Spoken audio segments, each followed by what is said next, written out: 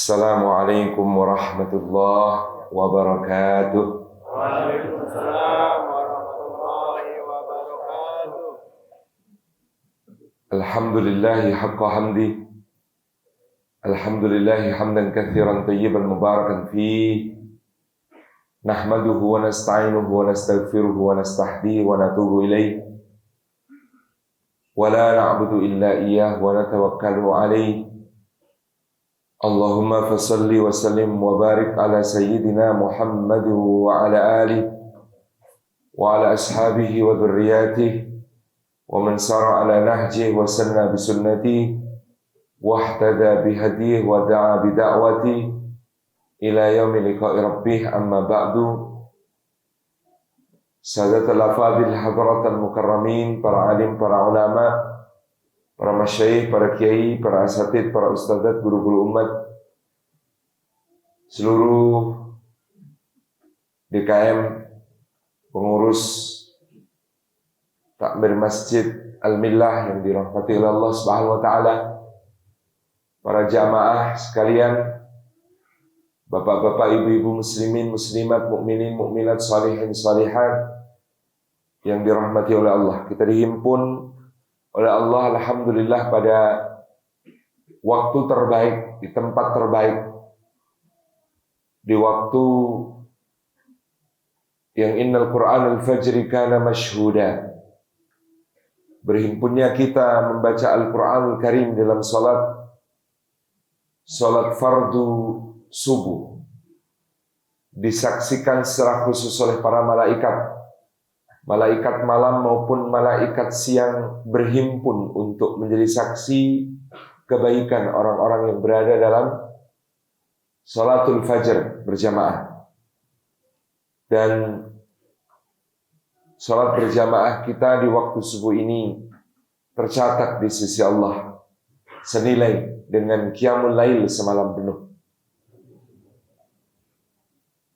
Maka kita lalu berada di dalam doa yang dipanjatkan Rasulullah sallallahu alaihi wasallam untuk waktu kita ini. Allahumma barik li ummati fi bukuriha. Ya Allah, berkahi bagi umatku di waktu paginya mereka. Dan Bapak Ibu duduk di rumah Allah ini seba'da subuh dengan niat iktikaf dan majelis ilmu, berzikir sampai nanti syuruk. Lalu tiba waktu untuk melaksanakan sholatul isyraq 2 rakaat. Maka Bapak Ibu mendapatkan pahala haji dan umrah. Juga di dalam tempatnya kita di rumah Allah ini, maka mudah-mudahan niat berangkat kita setiap tapaknya menggugurkan dosa-dosa. Setiap tapaknya meninggikan derajat di sisi Allah Subhanahu wa taala. Setiap tapaknya menjadi pemudah jalan kita semua menuju ke surga. Dan akhirnya di dalam majelis ini kita berada dalam jaminan Rasulullah sallallahu alaihi wa alihi wasallam, majtama'a qaumun fi baitin min buyutillah yatluna kitaballah wa yatadarasunahu bainahum illa ghasyiyatuhumur rahmah wa hafathumul malaikah wa nazalat alaihimus sakinah wa dzakarahumullahu fi man indah. Rawahu Muslim. Wa sahih. Tidak berhimpun satu kaum di satu rumah di antara rumah-rumah Allah, di dalamnya mereka membaca kitabullah dan mengkaji isinya di antara mereka, melainkan keadaan mereka itu dicurah-curahi rahmat Allah, dinaungi sayap-sayap malaikat yang memohonkan ampun untuk mereka, diturunkan sakinah ke dalam hati mereka, ketentraman, dan disebut-sebut nama mereka dengan bangga oleh Allah Subhanahu wa taala kepada makhluk-makhluk mulia yang ada di sisinya. Mudah-mudahan semua keutamaan ini tanpa terkecuali dilimpahkan Allah Subhanahu wa taala kepada kita semua. Bapak Ibu yang dirahmati oleh Allah Subhanahu wa taala, Al-Baitul Maqdis, Al-Masjidul Aqsa adalah bagian penting dari umat ini. Bahkan para ulama kemudian mensifati Masjidul Aqsa mizanul ummah. Masjid Al-Aqsa itu timbangannya umat, parameternya umat. Seperti apa keadaan Masjidil Aqsa itu menggambarkan seperti apa keadaan umat Islam. Kalau Masjidil Aqsa dalam keadaan merdeka dan mulia, maka demikian hakikatnya umat Islam itu juga berada dalam keadaan yang merdeka dan mulia. Tetapi kalau Masjidil Aqsa dalam keadaan terjajah dan dalam keadaan hina, dilecehkan, maka sesungguhnya tidak berbeda jauh keadaan umat Islam secara umum sama seperti itu. Sebab Allah menjadikan Al-Masjidil Aqsa sebagai kiblat pertama kita. Ketika Rasulullah SAW mulai mendapatkan risalah kenabian, maka beliau diperintahkan untuk salat dengan menghadap ke Masjidil Aqsa. Dan Masjidil Aqsa adalah yang kedua dibangun di atas bumi sebagai tempat untuk mengesahkan Allah, untuk beribadah kepada Allah setelah Masjidil Haram, dan selisih masa pembangunannya hanya 40 tahun berselang. Maka jumhur ulama berpendapat yang membangun adalah Sayyiduna Adam alaihi salam. Karena demikian pula Al-Masjidil Haram dibangun oleh Adam alaihi salam, sedangkan Ibrahim alaihi salam hanya membangun kembali yang masih tersisa pondasi-pondasinya. Sebagian riwayat kemudian menyebutkan Masjidil Haram, yakni Ka'bah Baitullah, ini termasuk yang runtuh karena banjir pada masa Nabiullah Nuh alaihi salam. Sehingga hanya tersisa pondasi kemudian ditinggikan kembali oleh Ibrahim alaihi salam. Dan Masjidil Aqsa adalah masjid tersuci ketiga bagi kita umat Islam. Ditegakkan oleh Rasulullah sallallahu alaihi wa alihi wasallam, dan seharusnya ketika beliau sallallahu alaihi wa alihi wasallam bersabda, la tushaddur rihal illa ila thalathati masajid, tidak ditekankan untuk melaksanakan perjalanan jauh dengan upaya keras, berusaha semaksimal mungkin, kecuali menuju ketiga masjid, Masjidil Haram, Masjidil Nabawi, dan Masjidil Aqsa. Maka seharusnya semangat kita untuk mendatangi ketiga masjid ini sama. Cuman kita biasanya di berbagai acara kalau berdoa nyuwunnya kepada Allah cuma sakit ziarah Mekah, Madinah. Ini tidak adil. Karena seharusnya tiga-tiganya ada dalam semangat kita seumur hidup untuk dikunjungi, untuk bisa sholat di dalamnya. Bahkan harus difahami dan diketahui, Rasulullah SAW itu fans berat Masjidil Aqsa. Kok bisa, Ustaz? Iya. Maka ketika beliau berada dalam keadaan yang paling down, di tahun ke-11, 3 tahun diboikot oleh orang-orang Quraisy, tidak jual beli, tidak utang piutang, tidak pinjam meminjam, tidak gade menggade, tidak ada hubungan apapun, tidak menikahkan dan tidak dinikahkan. 3 tahun. Sehingga Rasulullah bersama pamanda beliau Abu Thalib dan Bani Hashim, Bani Muthalib serta para sahabat radhiyallahu anhum harus menyingkir ke Syi'ib Abi Thalib, celah gunung di luar kota Mekah. Kemudian paman beliau meninggal dunia. Paman yang telah membentengi dan melindungi dakwah beliau selama ini. Lalu istri tercinta Khadijah wafat. Wanita yang telah menjadi penopang dakwah beliau lahir maupun batin. Dan Mekah itu seakan-akan sudah mentok, Pak.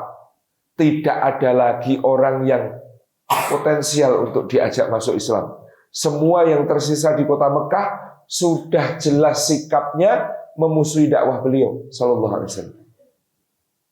Dalam keadaan yang paling berat itu, maka Allah Subhanahu wa taala mengisrakan beliau sallallahu alaihi wasallam ke Masjidil Aqsa.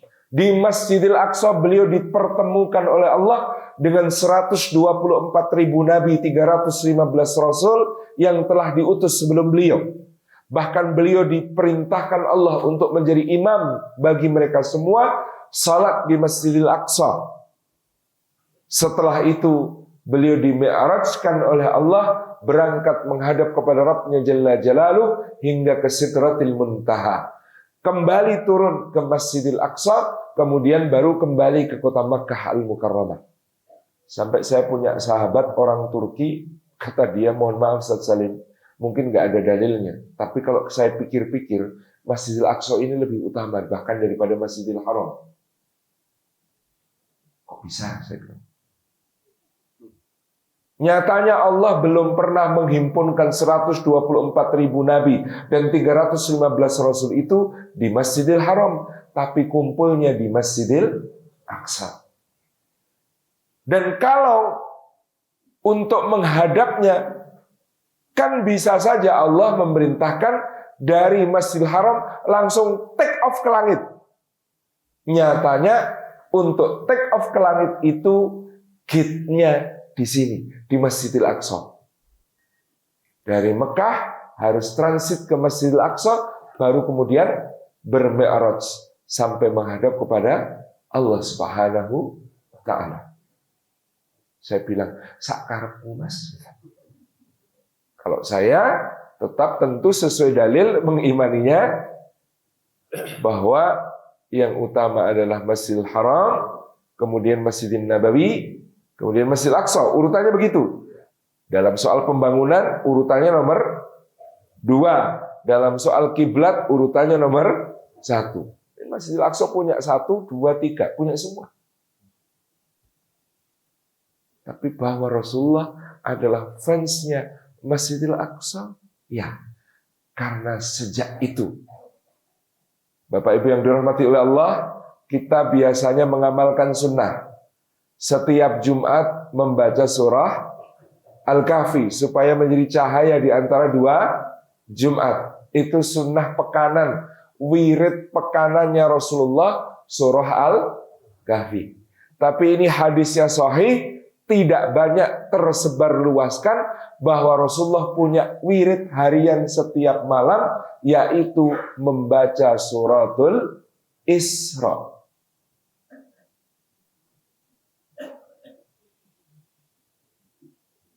Semua bagian dari suratul Isra dibaca Rasulullah SAW tiap malam.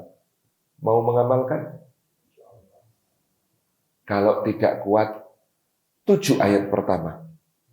Kalau tidak kuat, 1 ayat. Kalau 1 ayat tidak kuat, kebangetan. Oke? Setiap menjelang tidur, Rasulullah SAW membaca suratul Isra. Mulai nanti malam, nggih. Janji, nggih. Baca suratul Isra. Agar insya Allah menjadi wasilah, Allah berikan rizki kepada kita, salat di Masjidil Aqsa dalam keadaan merdeka, insya Allah.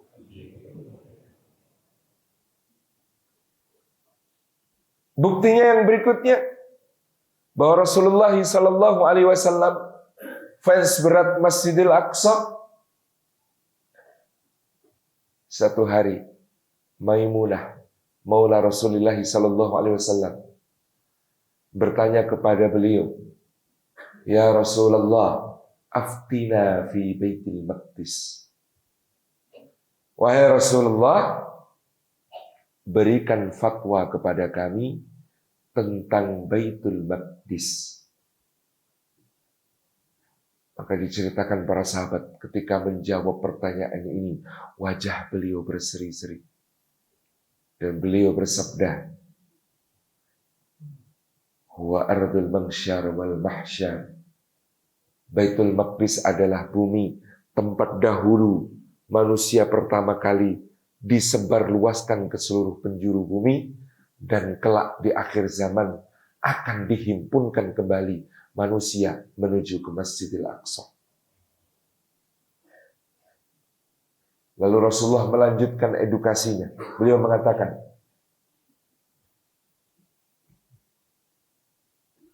Allah pilih khiyarun nas. Allah pilih manusia-manusia terbaik untuk bermukim di Baitul Maqdis. Maka Nabi Ibrahim aslinya orang Irak, Pak. Tapi Allah perintahkan hijrahnya ke Baitul Maqdis. Dari situ Ishak, Ismail, Yakub, Yusuf menjadi penduduk Baitul Maqdis. Nanti keturun-turunannya Musa dan Harun diperintahkan kembalinya ke Baitul Maqdis. Yusha ke Baitul Maqdis. Daud, Sulaiman di Baitul Maqdis. Kemudian nanti sampai masa Zakaria, Yahya, Isa, semuanya di Baitul Maqdis.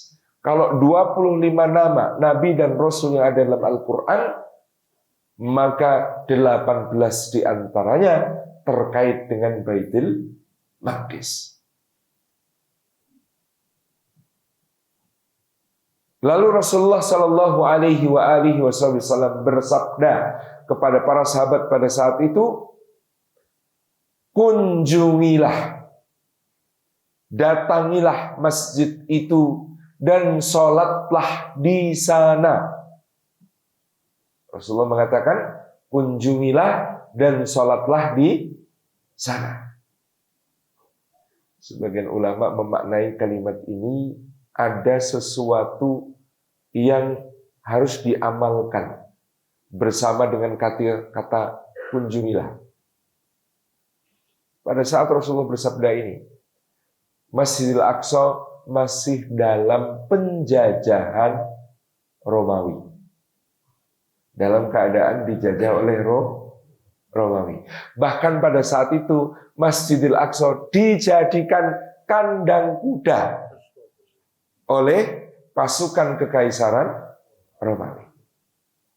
Ketika Rasulullah bersabda, datanglah dan sholatlah di sana, maka kata para ulama, di situ terkandung satu perintah tersirat, yaitu datanglah untuk membebaskannya dari penjajahan, lalu sholatlah di sana. Jadi bukan sekedar datang, tapi datanglah untuk membebaskan dan sholatlah di sana.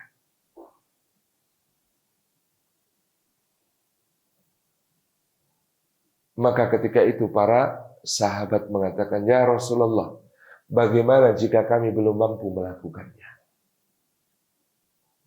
Bagaimana jika kami belum mampu melakukannya? Maka Nabi SAW bersabda, tuhdi ilaiha, berikanlah hadiah kepadanya. Contoh yang diberikan Rasulullah dalam memberi hadiah itu, kirimkanlah minyak untuk menyalakan lampu-lampunya. Tapi coba perhatikan kalimat pertama, tuhdi ilaiha, berikanlah hadiah kepadanya.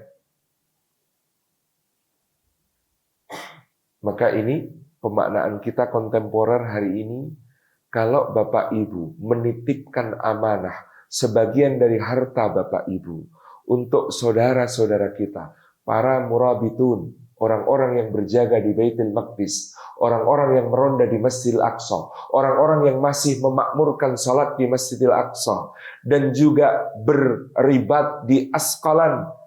Wilayah Asqalan adalah yang hari ini disebut kota Asqalan oleh Israel, dan wilayah yang disebut Qita'u Gaza atau Jalur Gaza. Itu bumi ribat yang disebut Rasulullah secara eksplisit dalam hadis. Sebaik-baik ribat adalah ribat di Asqalan. Dan Asqalan itu yang dimaksud adalah wilayah Asqalan dan Gaza. Kalau mengirim kepada mereka, maka setting niat kita bukan sebagai sedekah, tapi hadiah. Bedanya, kalau sedekah itu kadang-kadang kita merasa lebih tinggi. Kasihan, orang susah, ayo dikasih.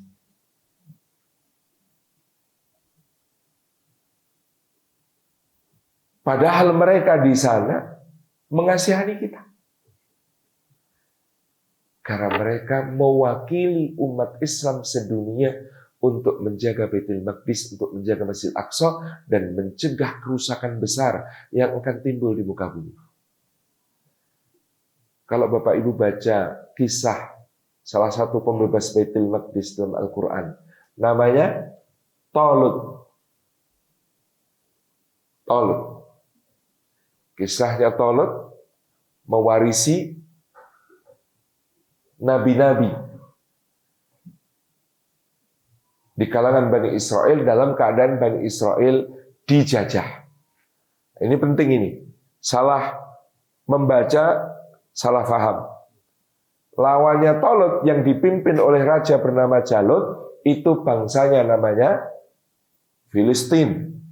Sedangkan saudara-saudara kita sekarang itu bukan Filistin. Orang Arab tidak pernah membaca dengan kasrah, tetapi Palestina.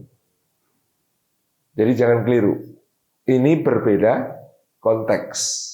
Bangsa Filistin yang ada pada masa itu bukan bangsa Palestina yang ada sekarang. Ini kan nanti berarti dari dulu yang namanya bangsa yang menjajah itu justru bangsa Palestina. Ini keliru, salah paham. Jadi berbeda di kasrah dengan di fathah. Pada saat Talut kemudian dengan pasukannya yang sudah diseleksi oleh Allah, dari awal dia sudah diragukan oleh Bani Israel sendiri. Apa kelebihannya Talut dibanding kami sehingga dia diangkat menjadi raja kami, memimpin kami untuk berjihad? Jadi mereka akan minta, wahai nabi kami. Nabinya ini dalam riwayat disebut Nabi Elia dan Nabi Yehezkiel. Nabi kami, tunjuk untuk kami seorang raja supaya kami berperang di jalan Allah bersama dia. Lalu Allah menunjuk melalui nabinya ini Talut. Begitu Talut yang ditunjuk, loh kok Talut? Kok bukan kami yang dijadikan calon pemimpin? Lalu Allah Subhanahu wa taala mengatakan, Innallaha astafa lakum Taluta malika wa zadahu bastatan fil ilmi wal jismi.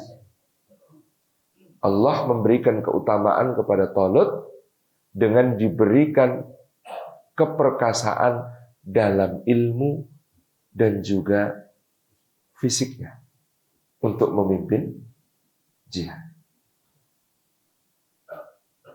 Jadi untuk membebaskan Baitul Maqdis ada dua hal penting di sini. Bastatan fil ilmi wal jism. Lalu pasukan Talut ini kemudian disusun. Ternyata belum cukup Allah melakukan filtering, Allah lakukan penyaringan lagi. Lewat mana? Lewat sungai. Sungai yang telah diracun. Yang kalau minumnya kebanyakan, pasti akan lemah dan menyerah. Dan melewati itu akan ada ujiannya. Yang akan membebaskan Baitul Maqdis itu, bisakah melewati godaan sungai? Dan kalau minum kebanyakan dari sungai yang mengalir itu melebihi kebutuhan daripada perutnya, dia akan gugur, digugurkan oleh Allah. Dan ini izin saya kasih intermezzo cerita. Kenapa saya thiqah dengan para pejuang Baitul Maqdis hari ini. 2012 bulan Desember, saya mengemban amanah titipan masyarakat Indonesia bersama para relawan lain untuk disampaikan ke Gaza yang pada waktu itu baru selesai perang Hijaratus Sijil. Jadi kalau para pejuang Palestina ini kalau memberi kode nama perang dengan penjajah itu ngambil dari Quran. 2012 itu namanya perang Hijaratus Sijil dari surah Al-Fil.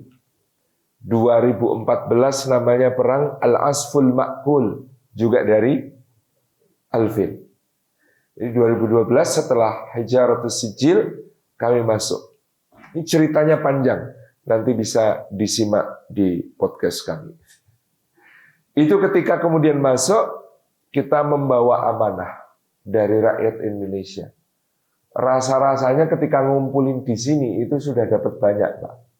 Begitu sampai di sana melihat skala kerusakan yang terjadi setelah agresi penjajah, itu tadi, iki apa? Kok kecil sekali? Gitu. Tapi Masya Allah ketika kita diterima, mereka mengatakan, jangan kalian melihat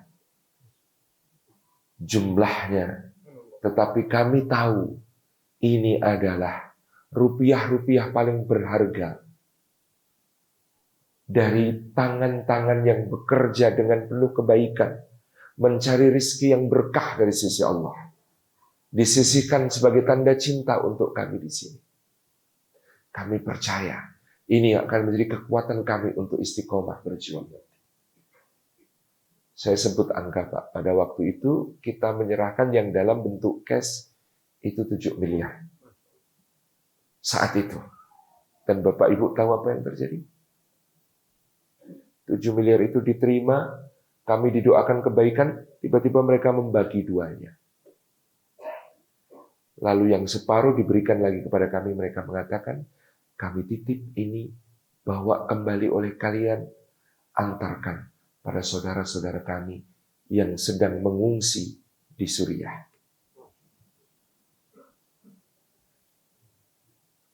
Separuhnya, Pak. Dan yang lebih bikin terenyuh, 10 hari kami di sana, malam terakhir sebelum kami pulang, mereka bikin penggalangan dana internal masyarakat Gaza, lalu dititipkan kepada kami. Kami, Pak, merasakan 2010 erupsi Merapi. Dan kami sampai sekarang mengelola 2 TK di bawah yayasan pesantren kami, pesantren masyarakat Merapi Merbabu. Kami punya 2 TK, namanya TK Al-Aqsa 1, TK Al-Aqsa 2. Kenapa kami kasih nama TK Al-Aqsa? Karena itu dibangun 2 TK itu dari sumbangan para pengungsi Palestina di Suriah, Yordania, dan Lebanon.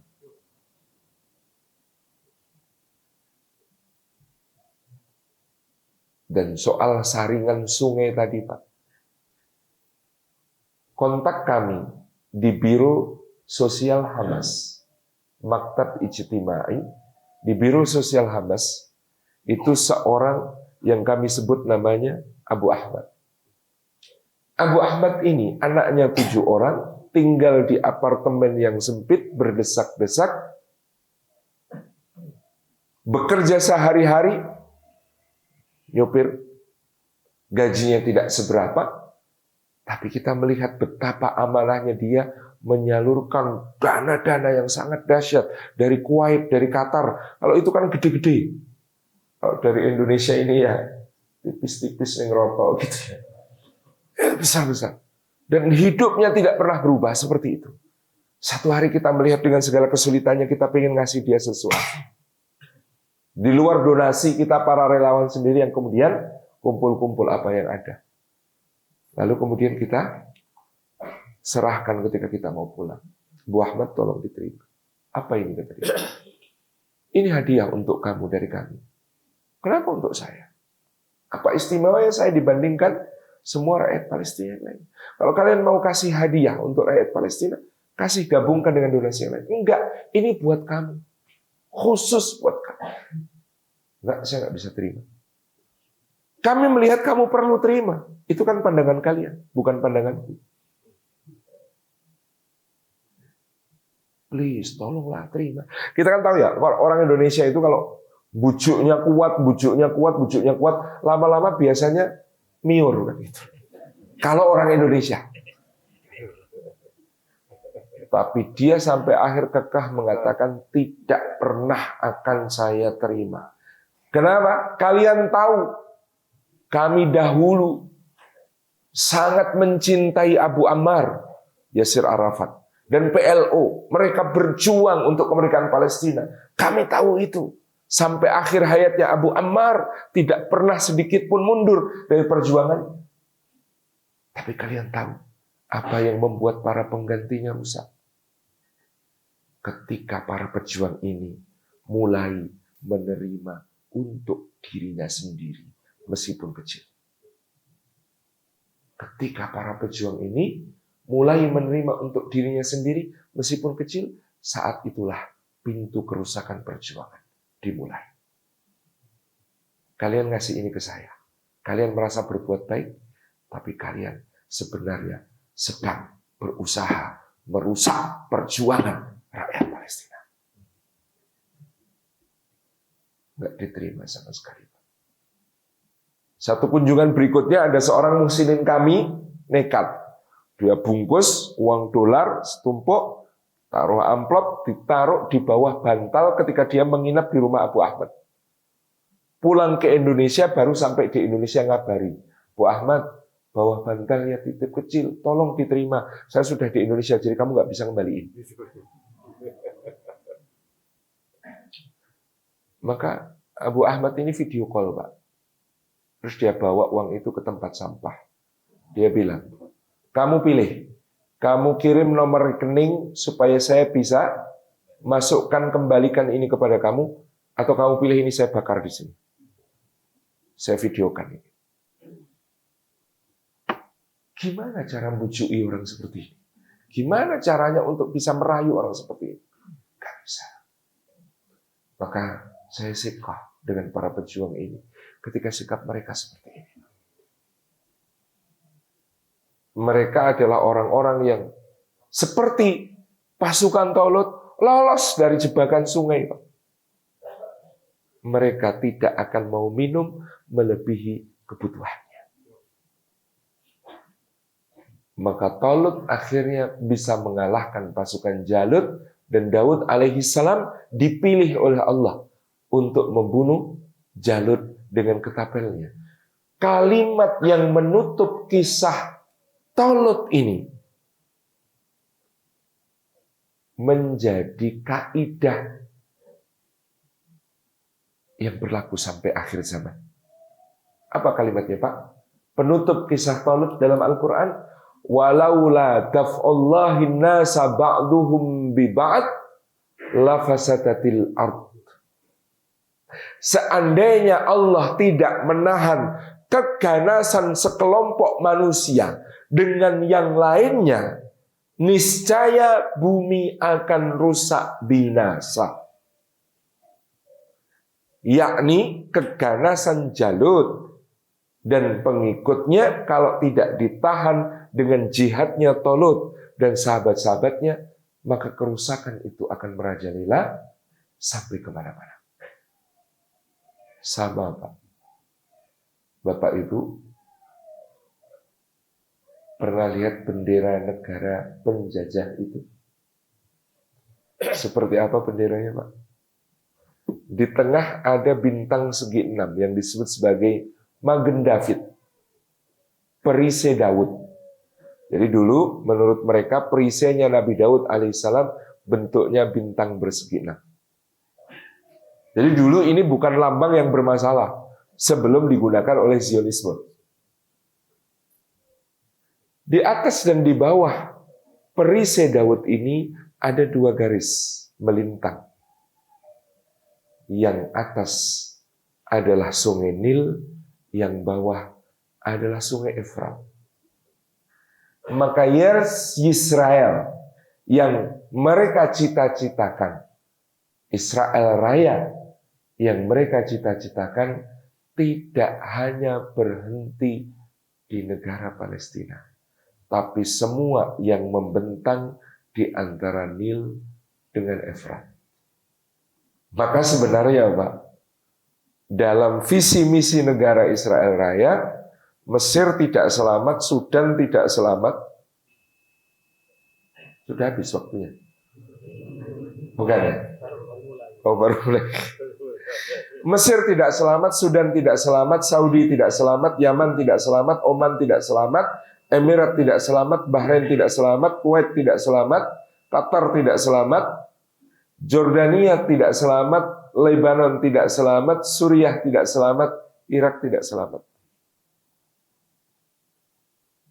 Maka kalau ada yang kemudian sekarang mengatakan, sudah orang Palestina itu ya nyerah saja, selesai biar damai. Dia tidak tahu bahwa penjajah ini jauh lebih jahat dari apa yang bisa dia pikirkan. Seandainya saudara-saudara kita di Gaza, di Palestina, menyerah, memilih untuk diam, memilih berpangku tangan, atau kemudian keluar dari negerinya, lalu seluruh Palestina dikuasai oleh negara penjajah, apakah negara penjajah berhenti? Tidak, hanya soal waktu untuk bergerak ke negeri-negeri yang lain. Maka selama 75 tahun ini mereka bertahan.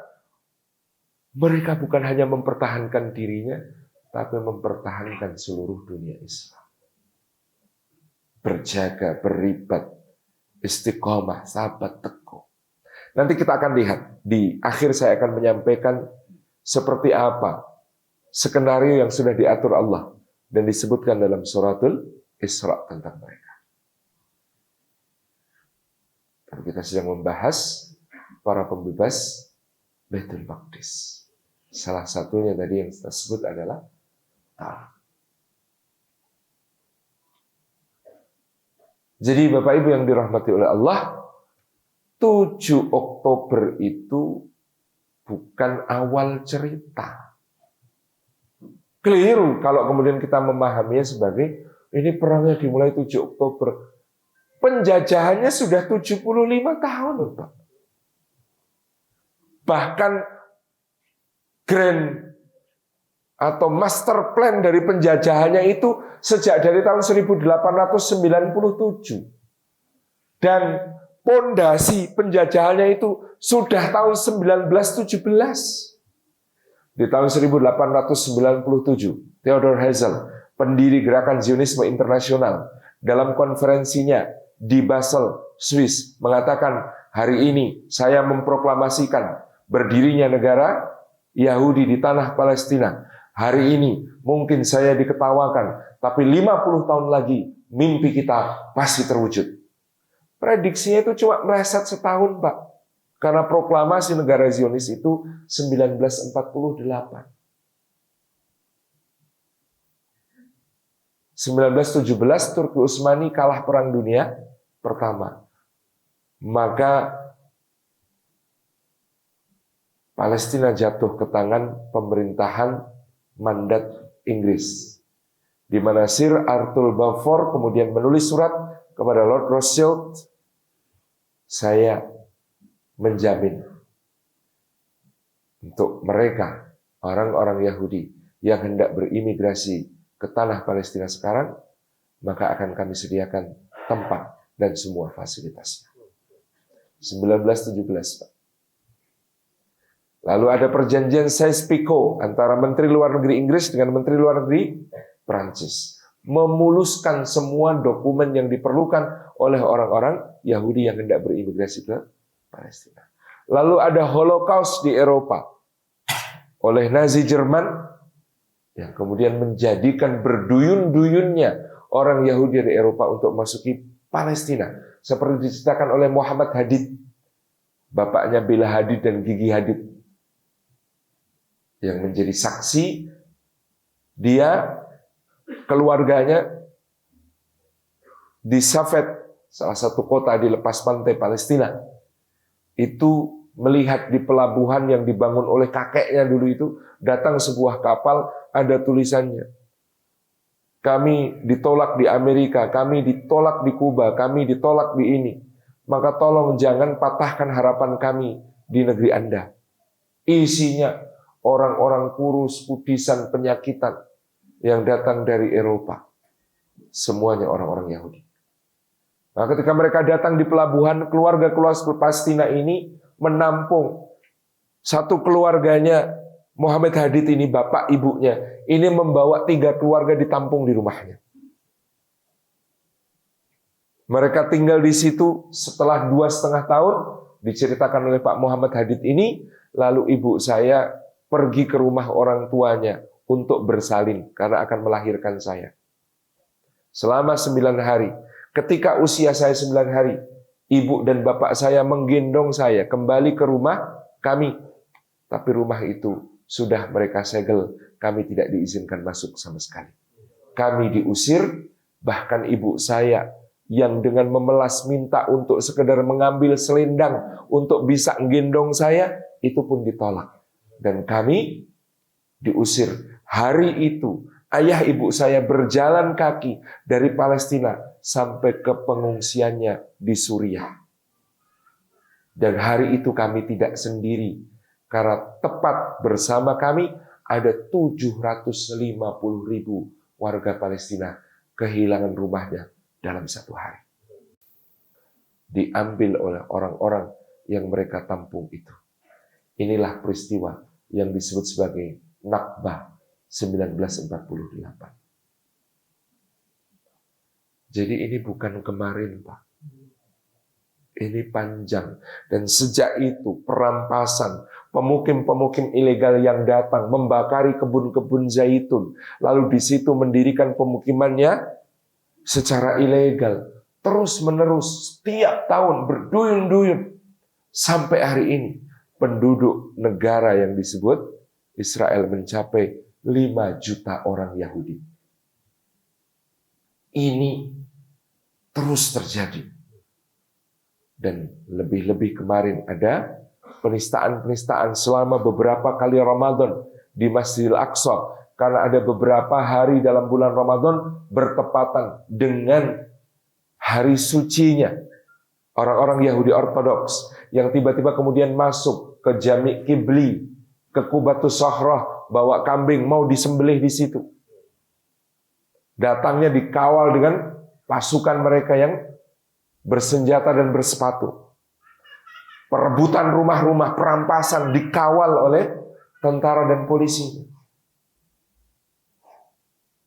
Dan pembunuhan, perampokan, kezaliman, dinding apartheid, Pak. Tembok-tembok begitu tinggi 7-9 meter dipasang di seluruh wilayah tepi barat terjajah, mensekat-sekat kampung untuk berangkat bekerja atau berangkat ke sekolah atau ke rumah sakit bahkan atau untuk pergi belanja.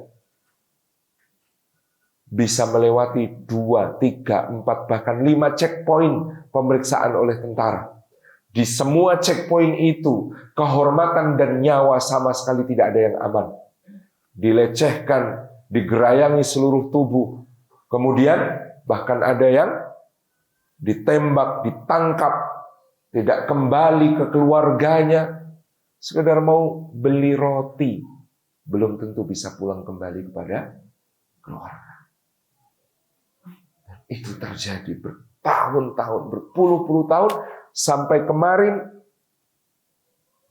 di acara G7, G7, Perdana Menteri Benjamin Netanyahu mempresentasikan peta baru Timur Tengah yang sudah full, tidak ada lagi disebut tepi barat, tidak ada lagi yang disebut Gaza, tidak ada lagi yang disebut Palestina. Semuanya dia klaim sebagai wilayah Israel dan dia meyakinkan para pemimpin negara G7, kami sudah siap menekan seluruh pemimpin Arab dan Timur Tengah untuk mengakui hanya ada satu negara Israel di tanah ini yang mereka harus menormalisasi hubungan dengan kami, mereka harus buka kedutaan di tempat kami akan buka kedutaan di tempat mereka. Itu presentasinya Netanyahu. Jadi di pertemuan G7 itu Netanyahu sudah mendeklar tidak ada lagi Palestina. Ini persis yang terjadi pada bulan Januari 1949 setelah agresi militer kedua Belanda menghancurkan kota Yogyakarta di bulan Desember 1948. Presiden Soekarno, Wakil Presiden Hatta, kemudian Perdana Menteri Syahrir, Menteri Luar Negeri Agus Salim semua ditangkap dan diasingkan. Kota Yogyakarta dikuasai. Kemudian Jenderal Sudirman terpaksa keluar untuk bergerilya, berjuang bersama rakyat dan tentara, dikejar-kejar terus. Maka saat itu Van Mock, pemimpin dari NICA, Netherlands Indies Civil Administration, sudah berkampanye keliling Eropa dan Amerika menyatakan tidak ada lagi yang namanya Republik Indonesia. Republik Indonesia sudah habis, pemimpinnya sudah ditangkap semua, tentaranya sudah tidak berdaya, semuanya under control kami, maka kami minta diakui NICA sebagai pemerintah untuk sebuah negara Hindia Belanda yang merupakan negara yang sah seperti sebelum direbut oleh Jepang. Maka apa yang terjadi, Pak?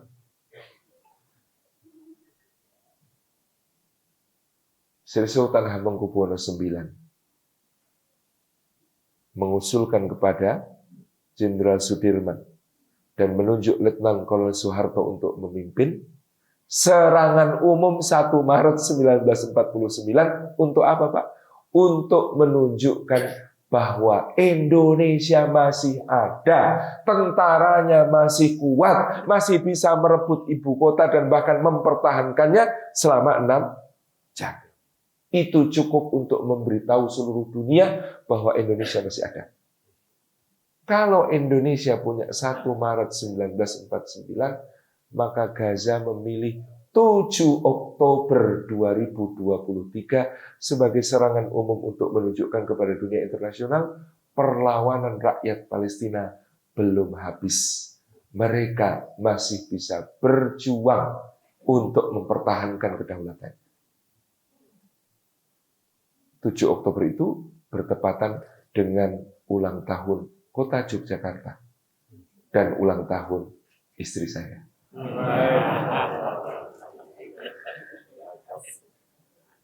7 Oktober ini yang dipilih, yang kemudian mengakibatkan apa, Bapak Ibu, Masya Allah, di negara Timur Tengah, Bahrain, Oman, Maroko, ya, Uni Emirat Arab sudah membuka hubungan diplomatik karena ditekan oleh Israel, dan sudah ada penerbangan langsung flight El Al materi maskapai resminya Israel ke negara-negara itu. Tinggal tunggu Kuwait, Saudi, yang paling terakhir diharapkan di Qatar, gitu ya. Itu nanti lama-lama juga harus mau tidak mau akan mengakui negara Israel. Tapi begitu serangan ini terjadi, kemudian Israel melakukan agresi besar-besaran ke Gaza, maka para pemimpin Timur Tengah ini meskipun masih tidak berdaya, setidaknya mereka bisa mengatakan kembali ke solusi 2 negara seperti batas-batas 1967. Ini keren, Pak. Dari semula sudah akan di-close, tidak ada negara Palestina, tapi sekarang wacana untuk kembali kepada batas-batas 1967 kembali menguat. Dan yang keren lagi, namanya perjuangan bersenjata sama perjuangan diplomasi itu harus seiring. Maka menjelang KTT Oki kemarin, apa yang dikatakan Presiden Mahmud Abbas, yang kedudukannya di Ramallah, yang bayar gajinya itu PBB, tapi harus lewat pemerintah Israel. Presiden Mahmud Abbas mengatakan, Palestina siap menggelar pemilu secepat mungkin. Itu apa, Pak? Gertakan ke seluruh dunia, Pak. Karena apa? Kalau pemilu sekarang sama seperti 2006, bahkan mungkin jauh lebih besar lagi, kira-kira siapa yang menang, Pak? Hamas jelas. 2006 itu Hamas sudah memenangkan pemilu. Maka Presiden Mahmud Abbas dari Partai Fatah menunjuk Ismail Haniyeh dari Hamas sebagai Perdana Menteri untuk membentuk pemerintahan. Lalu mereka sepakat waktu itu presiden berkedudukan di Ramallah di tepi barat, sementara Perdana Menteri berkedudukan di Gaza City, di jalur Gaza. Tapi kemenangan 2006 itu tidak diakui oleh dunia internasional. Tidak diakui oleh Amerika dan sekutu-sekutunya. Sehingga Khalid Mischel ketika itu mengatakan, kalian menawarkan kepada kami demokrasi, tapi kalau demokrasi itu dimenangkan oleh orang yang tidak kalian suka, maka kalian melabeli pemenang pemilu sebagai teroris.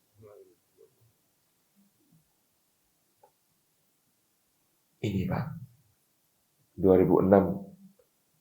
Kemudian 2007, nah ini ada 2007 ini ada peristiwa yang jadi bahan fitnah oleh orang-orang yang tidak paham konteks. Di tahun 2007, Hamas yang tidak diakui kemenangannya padahal mereka secara de facto memegang jawatan pemerintahan untuk melayani rakyat Palestina, memutuskan untuk mengambil kontrol penuh atas Gaza. Yang saat itu kontrol militernya dipegang oleh seorang pejabat dari Partai Fatah, namanya Muhammad Dahlan. Bukti-buktinya sekarang sangat terang benderang dan sudah ada dipublish semua bahwa ternyata Muhammad Dahlan ini berkolaborasi, punya perjanjian rahasia dengan penjajah untuk menghabisi Hamas di Gaza. Sehingga 2007 Hamas mengambil strict langkah awal, lebih baik nyerang duluan, kemudian mengusir Muhammad Dahlan dan pengikutnya dari Gaza.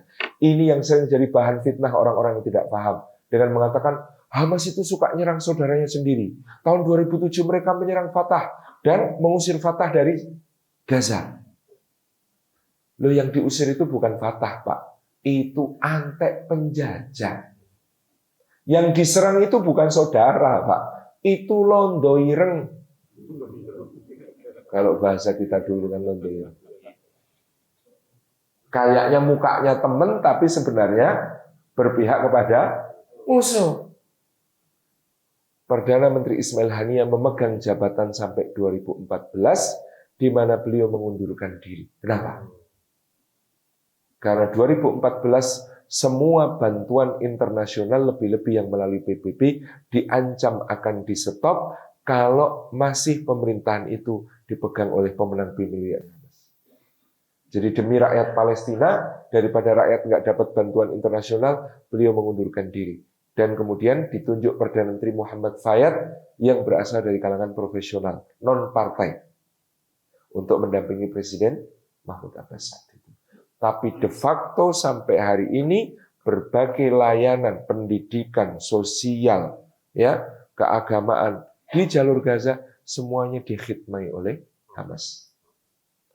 Maka kemarin ada wawancara yang bikin wartawannya shock, Pak. Wartawan Amerika bertanya kepada Hanan Asrawi.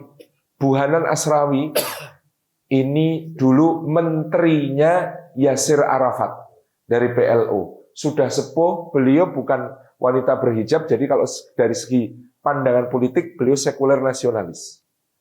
Dulu 5 tahun, 10 tahun yang lalu, pejabat-pejabat Fatah di berbagai negara, hatta duta besar, karena duta besar Palestina di semua negara pasti afiliasinya Fatah. Karena kalau Hamas nggak diterima, Pak. Karena nggak diakui tadi. Sehingga duta besar ini Fatah. Biasanya kalau terjadi clash seperti ini, kemudian Israel kemudian menyerang dan banyak korban seperti ini, biasanya para pejabat Fatah itu suaranya sama, nyalain Hamas. Tapi dalam perang Tufanul Aqsa ini kompak semua, Pak. Tidak ada pejabat Fatah yang menyalahkan Hamas. Semua bicara tentang mereka benar. Apa pilihan mereka selain berjuang dan melawan? Jadi wartawan ini tanya sama Bu Hanan Asrawi. Bu, nanti kalau Hamas sudah berhasil disingkirkan, ini wawancaranya itu awal perang, kira-kira 10 hari perang. Mungkin dalam beberapa hari ke depan, kata wartawannya, itu kalau Hamas sudah berhasil dibersihkan dari Gaza, apa rencana Ibu dan teman-teman seperjuangan Ibu, maksudnya dari Fatah, untuk menggantikan Hamas? Apa rencananya? Bu Hanan Asrawi ketawa. Kata beliau, apa? Menghilangkan Hamas? Membersihkan Hamas? Apa menurut Anda Hamas itu bisa dibersihkan dan dihilangkan? Nggak bisa.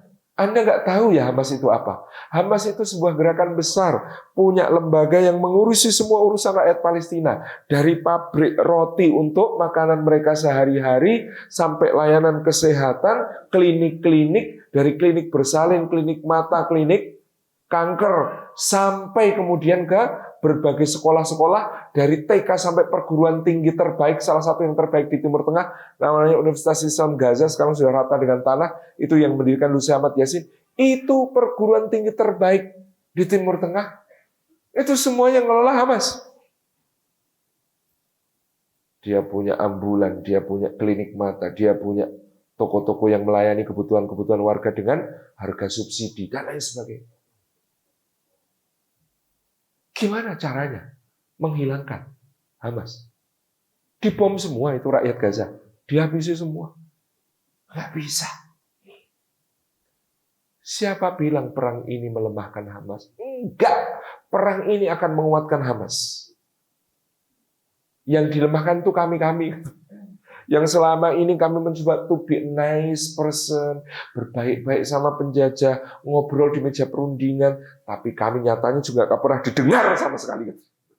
Gemes beliau. Rakyat Palestina akan berkata, setidaknya ada Hamas yang berdiri bersama kami, berjuang untuk kami, melakukan sesuatu untuk kami. Itu yang dikatakan seorang menteri dari zaman Yasser Arafat, yang kemudian berpengalaman dalam diplomasi untuk kemerdekaan Palestina sedemikian. Nggak bisa. Ini perang sudah 44 hari. Perang 44 hari ini, Pak, setiap hari anggaran yang harus dikeluarkan Israel 260 sampai 300 juta US dollar. Artinya sampai hari ke-40 itu sudah hampir 12 miliar dolar keluar untuk perang. Loss, dampak ekonomi gara-gara ada perang sehingga pariwisata macet, perdagangan macet, 600 juta dolar per pekan kerugian bagi Israel. Artinya sampai ke pekan ke-7 sudah 4,2 miliar dolar. Defisit anggarannya sudah 357%, dan itu artinya sudah ada loss sekitar 6.000 US dollar, 6 miliar US dollar. Kalau ini berlanjut, Netanyahu itu tidak punya point of no return, atau sedang berada dalam point of no return. Nggak bisa balik, Pak. Karena dalam negeri, dia kena skandal, dia kena korupsi. Sekali dia berhenti perang, apalagi tidak bisa membebaskan sandera, pemerintahnya pasti jatuh, Pak. Pilihannya sekarang adalah lanjutkan perang sampai berhasil menghancurkan dan menghabisi Hamas. Tapi itu pangeh lamun. Mustahil. Sampai hari ke-44 perang, tidak satu pun markas dari Hamas yang berhasil dihancurkan. Cuma yang diaku-aku markas. Padahal itu rumah sakit. Seakan-akan sok gaya dipresentasikan di bawah rumah sakit Ashifa. Ada terowongan bawah tanah begini-begini, ada bunker-bunker raksasa begini. Itu propaganda sebelum menyerang rumah sakit Ashifa. Begitu sampai rumah sakit Ashifa, yang ditemukan hanya kitab suci Al-Quran, sebuah buku tentang Hamas, dan AK-47. Itu aja 2 buah. Nggak tahu dari mana. Paling juga miliknya sendiri. Jadi memang tujuannya ethnic cleansing, Pak. Ini jahat yang sudah, jahatnya keterlaluan. Rumah sakit jadi sasaran. Gereja, rumah sakitnya gereja, masjid, sekolah, bahkan sekolah-sekolah PBB tempat warga mengungsi. Bahkan orang utara disuruh ke selatan, dikatakan selatan aman, kalian diberi waktu 3 jam untuk meninggalkan utara menuju ke selatan. Di jalan ditembaki sampai selatan, selatannya dibom. Sekarang ketika mayoritas penduduk Gaza Utara mengungsi di Gaza Selatan, tiba-tiba Ehud Olmert, mantan Perdana Menteri, diwawancara mengatakan data kami yang valid, markasnya Hamas itu di Khan Yunis, Gaza Selatan. Padahal Khan Yunis ini kamp pengungsian isinya puluhan ribu orang. sudah di luar Nurul, di luar parkiran BMKG, gitu ya. Tidak habis fikri dalam soal ini. Tetapi itu akan menghancurkan Israel sendiri. Langkah-langkah kehancuran Israel itu sudah Allah sebutkan dalam suratul Isra.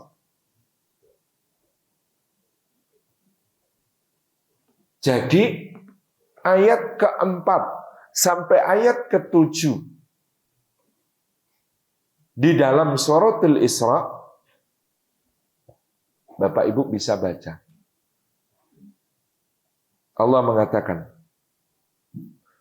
wa qadayna ila bani Israila fil kitabi la tufsidunna fil ardi marrataini wa la ta'lunna 'uluwan kabir.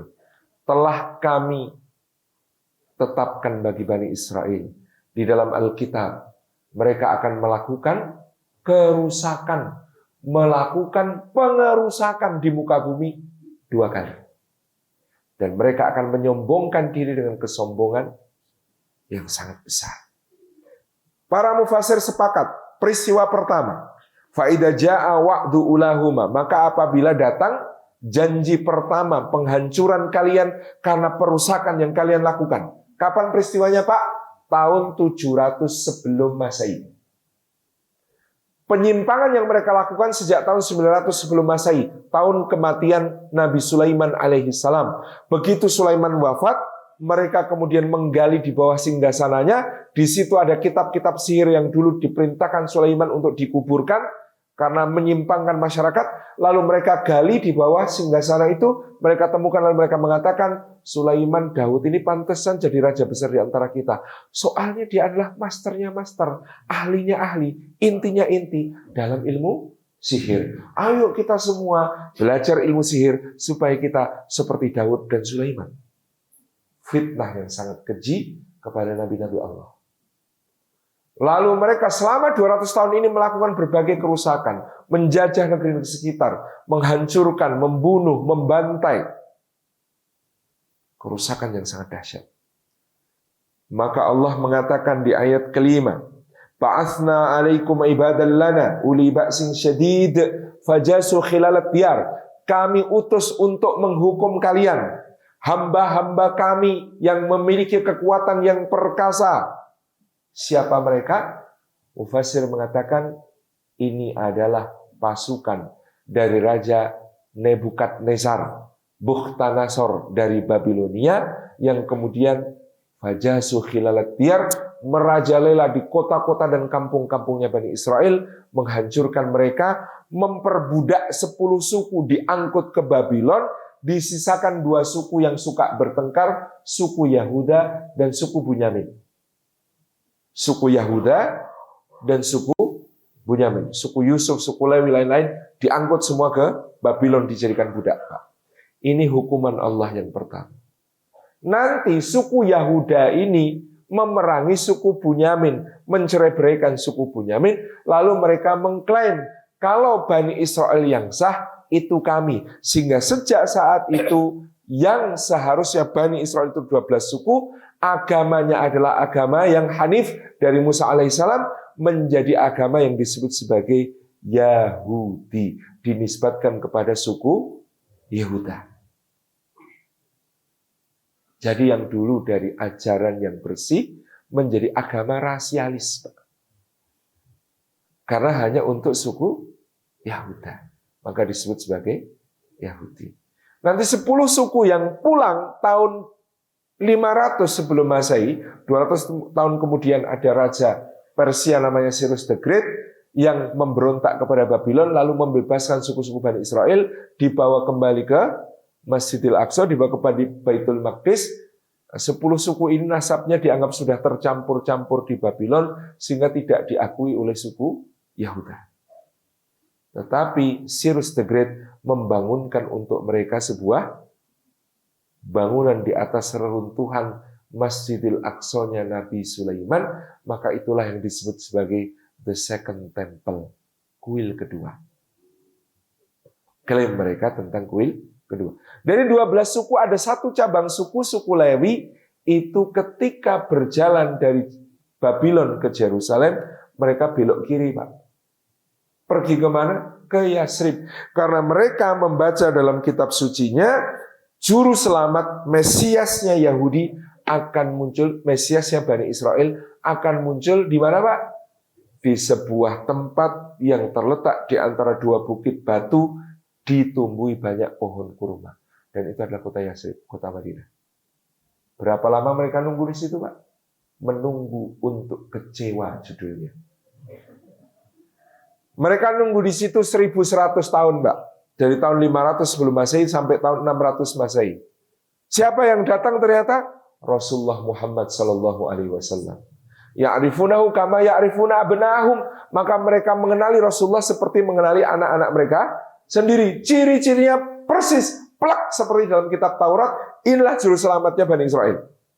Ternyata bukan dari Bani Israel, tapi Bani Ismail. Maka mereka ngumpul. Ka'ab bin Al-Ashraf, Huyai bin Akhtab, Salam bin Mishkam, Salam bin Abil Huqaib. Semua pemuka Yahudi dari suku Quraidah, Qainuqa, suku Nadir, semua ngumpul. Lalu mereka tanya, konfirmasi satu sama lain. Ini bukan sih? Yang ini bukan sih orangnya? Huyai bin Akhtab yang waktu itu menjawab, demi Allah, memang ini orangnya. Semua cirinya ada padanya, tidak bisa dibantah sama sekali. Tapi ternyata dia bukan dari kalangan kita, bukan dari Bani Israel. Bisa-bisanya malah dari Bani Ismail. Maka demi Allah, aku sampai mati pun, kata Huyai bin Akhtab, tidak akan pernah mengakui Nabi ini. Padahal kalau Huyai bin Akhtab itu mau beriman, dia jadi mertuanya Rasulullah. Karena nanti putrinya namanya Sofiyah binti Huyai akan menjadi Ummul Mukminin, istri Nabi Sallallahu Alaihi Wasallam. Dan dikonfirmasi oleh Rasulullah, ini jalur keturunan mulia. Satu hari Sofiyah ini diejek orang. Woi, gadis Yahudi. Padahal sudah masuk Islam, sudah jadi istri Nabi. Masih ada yang ngolok-olok sebagai gadis Yahudi. Maka dia pun menghadap Rasulullah. Ngadu, ya Rasulullah, mereka manggil saya gadis Yahudi. Kata Nabi SAW kepada Sofiyah, wahai Sofiyah, katakan kepada mereka, bapakku Harun, pamanku Musa, suamiku Muhammad SAW, mana ada wanita yang lebih mulia daripada aku. Bapakku Harun, pamanku Musa, suamiku Muhammad SAW. Jadi beliau nasabnya bersambung ke Nabi Harun alaihissalam ke atas. Ini Bapak Ibu yang dirahmati Allah, hukuman pertama, perbudakan 200 tahun di Babylon. Apa yang terjadi? Di ayat kelima. Di ayat ke-6, setelah penghakiman Babylon, penghukuman Babylon itu, maka Allah akan memberikan kepada mereka giliran untuk menang. Dibantu dengan harta kekayaan dan anak-anak yang banyak, dijadikan oleh Allah kelompok yang besar. Maka sekarang, yang namanya lembaga lobby di Amerika AIPAC, itu kok bisa tuh Amerika itu bantu gratis gelontorkan APBN-nya miliaran dolar untuk Israel. Karena yang namanya Presiden Joseph Biden tidak mungkin bisa jadi presiden kalau kampanyenya tidak dimodali oleh juragan-juragan Yahudi dari Israel. Maka sekarang saatnya balas budi. Dan lucunya lagi 60% kabinetnya Mbah Biden ini tua era ilo. 60% anggota kabinetnya, bahkan termasuk Menteri Luar Negeri Antony Blinken, itu dual citizenship, punya double kewarganegaraan dengan Israel.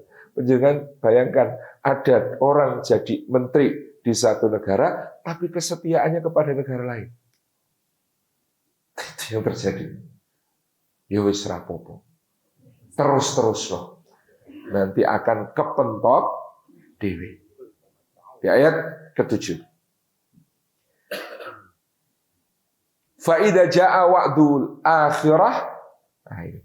Kalau nanti perusakan kedua kalian lakukan dan janji Allah untuk menghukum kalian yang kedua kali, bentuk hukumannya ada 3. Pertama, liyasu ujuhakum, maka musuh kalian akan memburukkan wajah kalian, akan menghancurkan citra kalian.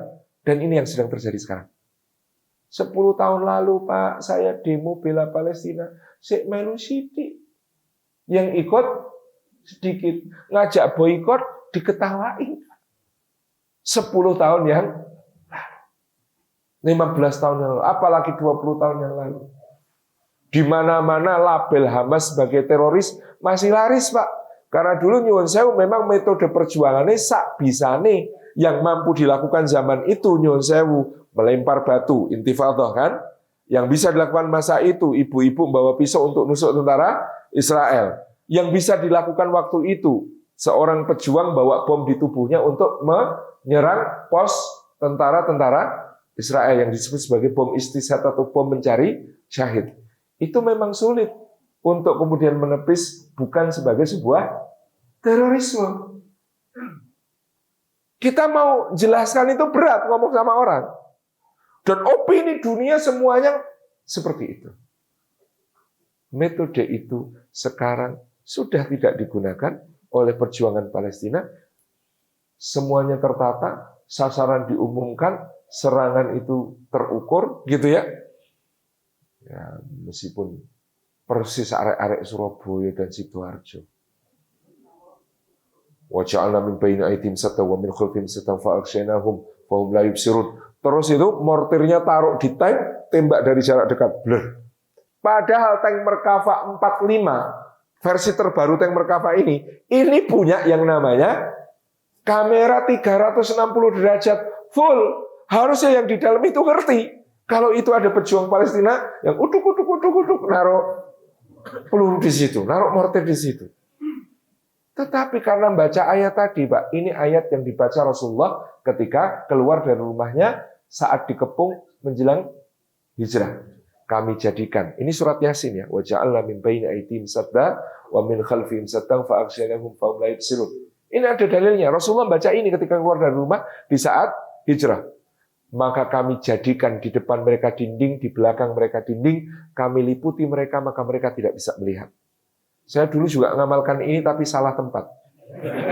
Saya amalkan kalau ada razia STNK dan SIM. Jangan ya Pak ya, jangan ditiru. Dulu, zaman santri, sebenarnya belum punya SIM, tapi sudah pegang motor.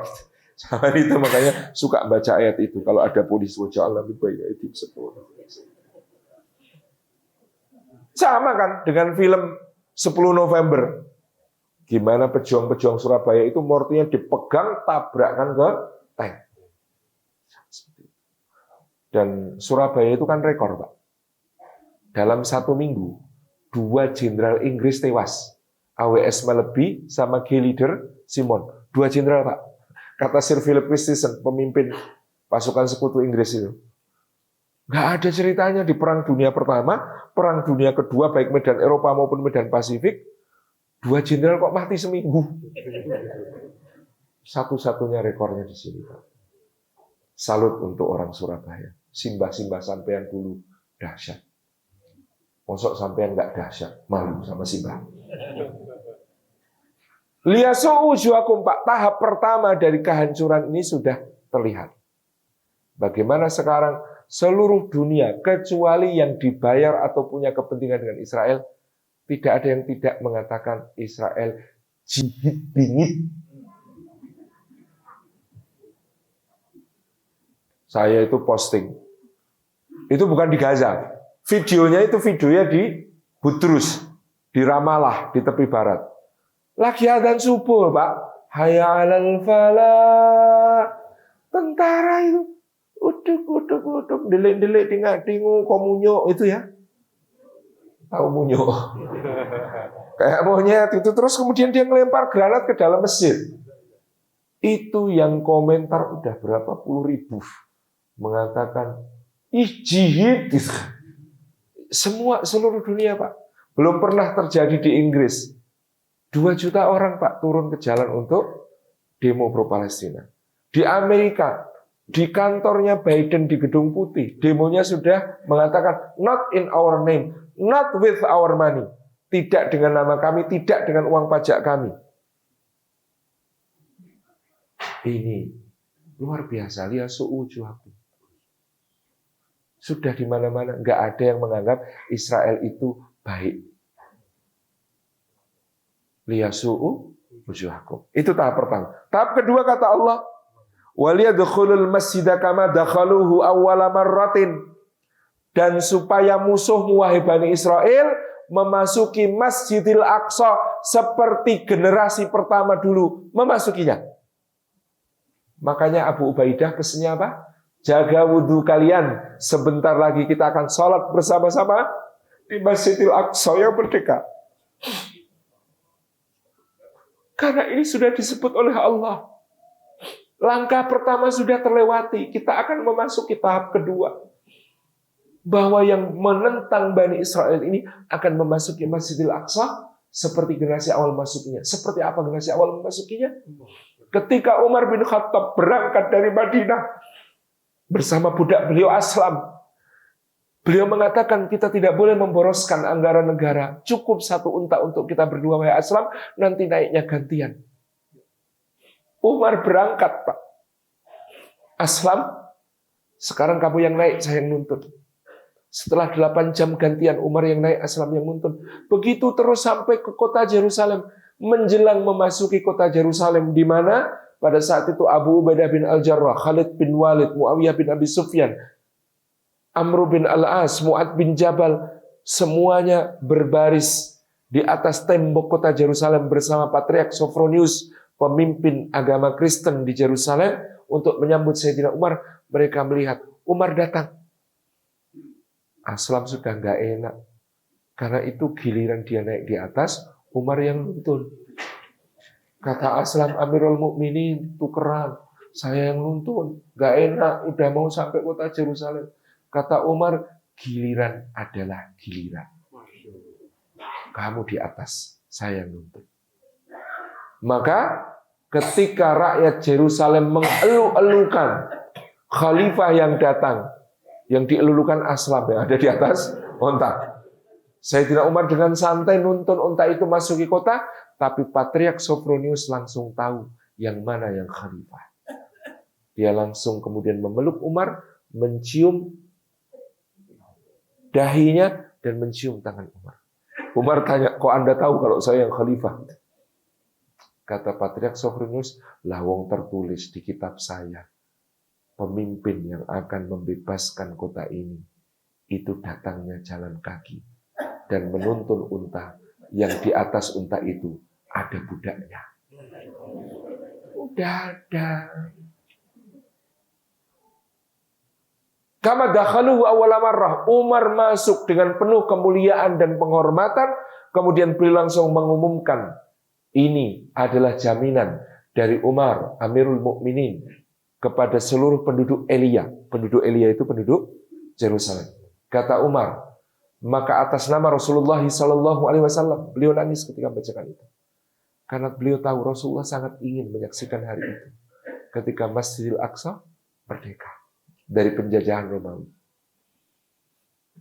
Bahwa Umar atas nama Rasulullah SAW menjamin kebebasan, keamanan seluruh penduduk Elia, apapun agamanya, yang Yahudi maupun Kristen.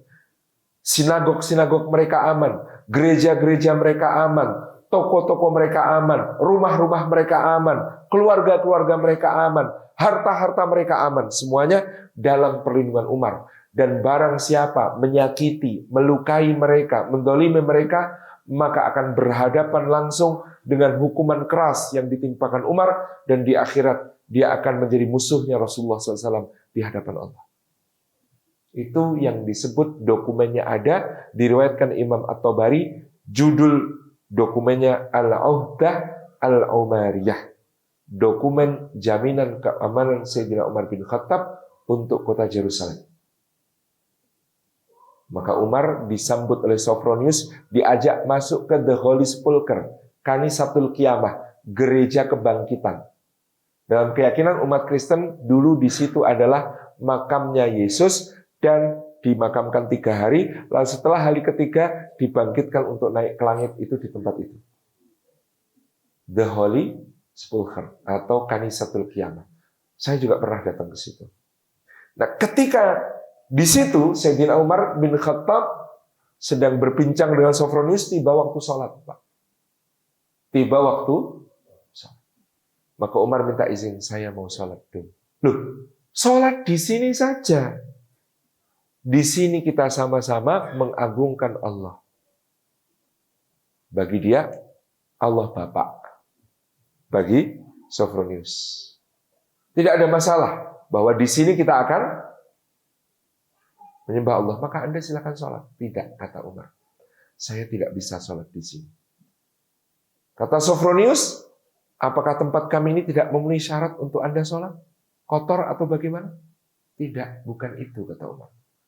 Kalau saya sholat di sini, kata Umar, maka 10 tahun lagi, atau 20 tahun lagi, atau 30 tahun lagi, atau 50 tahun lagi, akan ada orang Islam yang mengatakan, Umar pernah sholat di sini, ayo kita bangun masjid di sini. Maka gereja Anda pasti akan dihancurkan saat itu. Tidak, saya tidak akan membiarkan itu. Gereja ini harus ada bagi umat Anda sampai kapanpun. Saya tidak akan sholat di sini. Lalu Umar keluar sepelemparan batu dari The Holy Sepulchre itu di sebuah tanah lapang.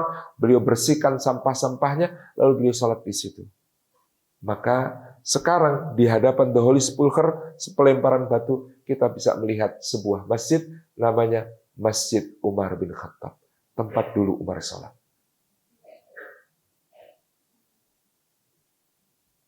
وَلْيَدْخُلُوا الْمَسْجِدَ كَمَا دَخَلُوهُ أَوَّلَ مَرَّةٍ.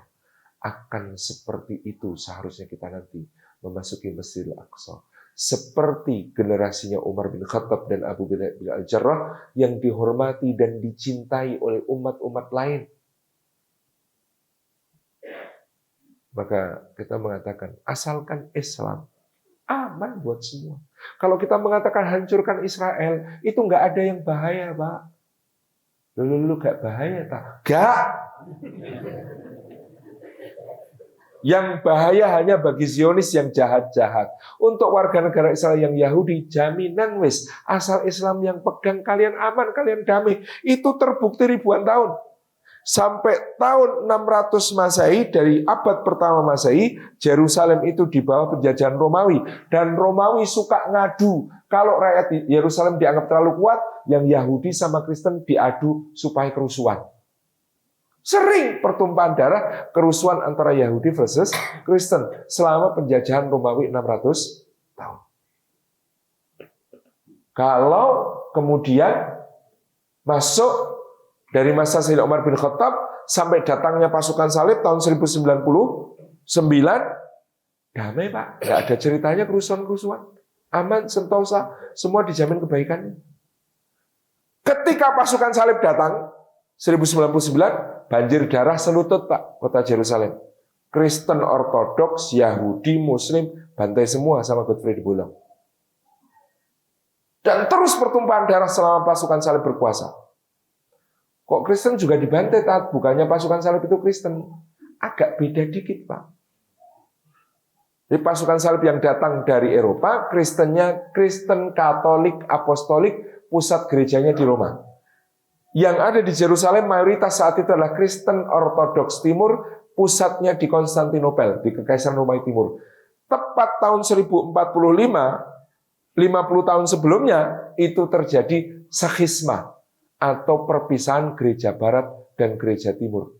Gereja Barat membid'ahkan gereja Timur membid'ahkan gereja Barat. Jadi kata gereja Barat yang berbahasa Latin, gereja Timur sudah menyimpang. Gerejanya adalah gereja para penjilat kaisar. Para pendetanya, pendeta-pendeta yang berpakaian mewah, yang tidak mengikuti jalan hidup Kristus. Jadi kalau Kristen Ortodoks, konsep Kristusnya, Kristus Raja. Lukisan Kristusnya bertahta di langit. Coba lihat gereja-gereja yang ada di Turki, di Yunani, sampai di Rusia. Itu namanya gereja-gereja Ortodoks. Itu konsep Tuhannya Kristus Raja. Tapi kalau Kristen Barat yang berpusat di Roma, itu karena Petrus dulu datang ke Roma, kemudian dia disalib, dibunuh. Kemudian juga Paulus datang ke Roma, kemudian juga dibunuh. Kemudian banyak sekali orang-orang Kristen awal di Kekaisaran Romawi itu disiksa dan dibunuh. Maka konsep Kristen di Barat itu Kristus menderita. Terpaku tangannya, disalibkan, lemes, pakai mahkota duri-duri. Jadi konsep antara Kristen Barat dan Kristen Timur itu berbeda. Kristen Timur itu Kristus Raja, Kristen Barat itu Kristus menderita. Yang satu membid'ahkan yang lain. Yang satu berbahasa Yunani, yang satu berbahasa Latin. Dua-duanya kan bid'ah sebenarnya.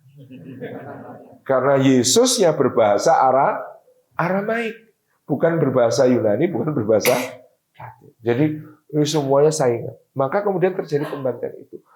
1187 Salahuddin Al-Ayyubi membebaskan, maka Bapak Ibu sudah terkenal itu. Ceritanya sampai pun bahkan musuh-musuhnya mengakui bagaimana Salahuddin sebagaimana Sayyidina Umar juga memberikan jaminan keamanan untuk semua agama. Dan itu bertahan sampai 1917, 600 tahun lebih, 800 tahun lebih, sampai 1917, di mana kemudian pada saat itu Turki Utsmani kalah Perang Dunia Kedua dan Palestina jatuh ke tangan pemerintah mandat Inggris. Liyasu'u wujuhakum waliyadkhulul masjida kama dakhaluhu awwal marrah. Nanti baru tahap ketiga, Pak.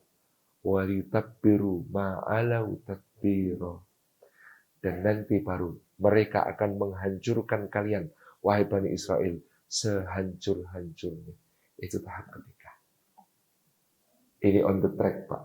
Liyasu'u wujuhakum waliyadkhulul masjida kama dakhaluhu awwal marrah walitabbiru ma'alau tadbira.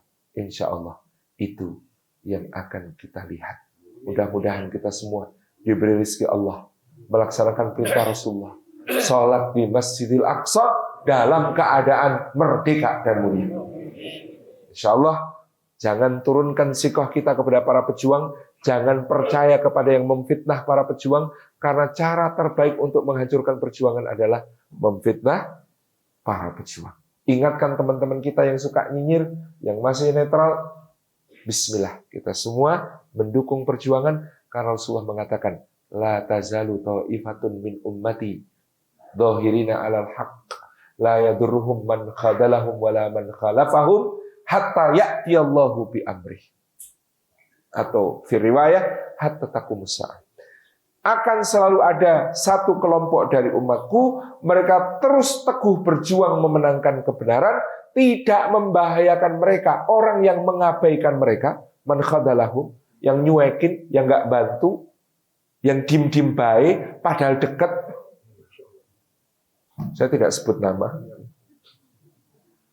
La yadurruhum man khadalahum, tidak akan membahayakan mereka orang yang membiarkan, mengacuhkan, tidak mempedulikan mereka. Wala man khalafahum, dan tidak pula membahayakan mereka orang yang menyelisih mereka, nyinyirin mereka, menentang mereka, musuhin mereka. Enggak akan membahayakan mereka. Hatta ya'tiyallahu bi amri, sampai Allah mendatangkan urusannya. Urusannya liyasu'u wujuhakum wa liyadkhulul masjida kama dakhaluhu awwal marrah wa liyatabbiru 'ala ma alau takbir, insyaallah. Jadi mari kita siapkan hadiah-hadiah terbaik kita untuk Masjidil Aqsa dan para pejuangnya. Barakallahu fikum. Assalamualaikum warahmatullahi wabarakatuh. Waalaikumsalam warahmatullahi wabarakatuh. Kisah-kisah pembebas Masjidil Aqsa, ada Yusha bin Nun, ada Umar bin Khattab, ada Salahuddin Al-Ayyubi, lengkap bisa diikuti di series pembebas-pembebas Baitul Maqdis yang linknya ada di Instagram saya, atau bisa kemudian langsung ke aplikasi. Bapak Ibu bisa menginstal aplikasi namanya Saf Original. Saf Original. Di situ nanti tinggal klik, bisa nonton serinya lengkap, ada 4 episode. Karena saya tadi bingung, ini kisah pembebas, kisah gagah pembebas Masjidil Aqsa, mau milih yang mana ya? Banyak soal ceritanya, Pak. Insya Allah ada di situ, bisa diikuti di situ. Mohon maaf izin hari ini saya membahas yang sedikit lebih kontemporer. Wallahu a'lam. SAF original. SAF. Sir Alex Ferguson, bukan. Salim Afilah, gitu ya SAF. Demikian. Wallahu a'lam.